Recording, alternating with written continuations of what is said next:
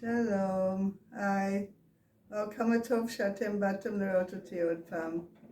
היום אני רוצה לספר לכם באמת על נס מאוד מיוחד. נס שקרה לי. זה דבר שקרה לי בשנות ה-40, לפני 40 שנה. ואולי באמת לפני שאני אתחיל אני אדליק לנו נר, זה כמו נר של המדורה, של זקני השבט שאני שייכת אליהם. אני מדליקה לנו אור אש כדי לברך אותנו על קבלת המידע הזה המאוד מעניין שאני הולכת לספר לכם. אז אני מברכת אותנו שעם האש הזה, שיהיה אש של אהבה, שיהיה אש של אנרגיה שמציל עולם.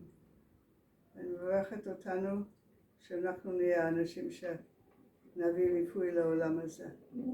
תודה לכם. אז הנס הזה שאני מספרת לכם, אפשר לקרוא לזה נס של הר סיני, בגלל שמה שקרה שאני אז לפני 40 שנה ישבתי על הכיסא על ידי והקשבתי למוזיקה, זה היה מוזיקה רוחנית, והייתי עמוק במדיטציה. ואני מקשיבה למוזיקה, ואז פתאום, בלי שאני יכולה בכלל להסביר את זה, אני מצאתי את עצמי על הר סיני. כבר לא הייתי על הכיסא, הייתי בהר סיני. אולי יצאתי מהגוף, אני לא יודעת מה קרה.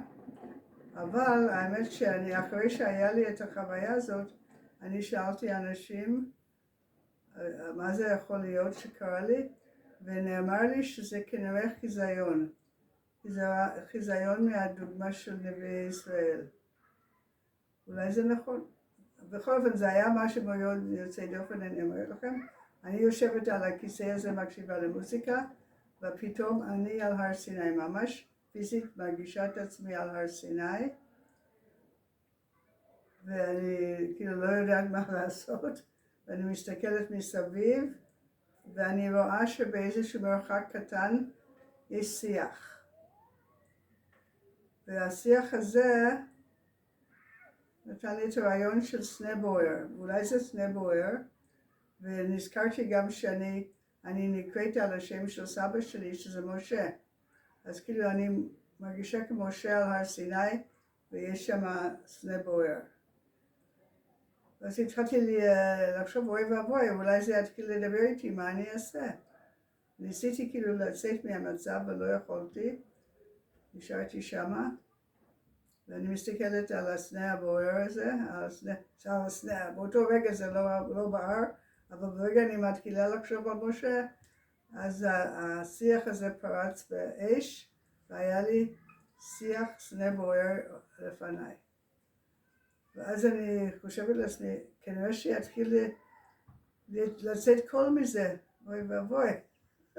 כשנזכרתי מה שמשה שמע, ועוד פעם לא יכולתי לצאת מהמצב, ואני עומדת ומסתכלת, ואז באמת יצא קול מהסנה הבוער הזה, וקול אמר לי באנגלית, מרשה, you must save the soul of the Jewish people.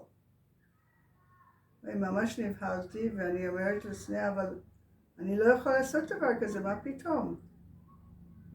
ואז מתוך הסנה הבוער הזה, עוד פעם יוצא הקול, הוא אומר לי, מרשה, you must save the soul of the Jewish people. וזהו, זה נאמר לי, ופתאום אני יצאתי מתוך החוויה, מתוך החיזיון הזה. וישבתי שוב על הכיסא שלי. זה נס, זה משהו מאוד יוצא דופן, אני יודעת. וגם המסר שם הוא מאוד גדול, זה משהו עם המון עוצמה. וכמו שאמרתי, אני לא אפרש לכם את זה היום, אני אדבר על זה בחיזיון הבא, ואני פשוט אומרת לכם תודה ומברכת אתכם בכל טוב. להתראות, ביי.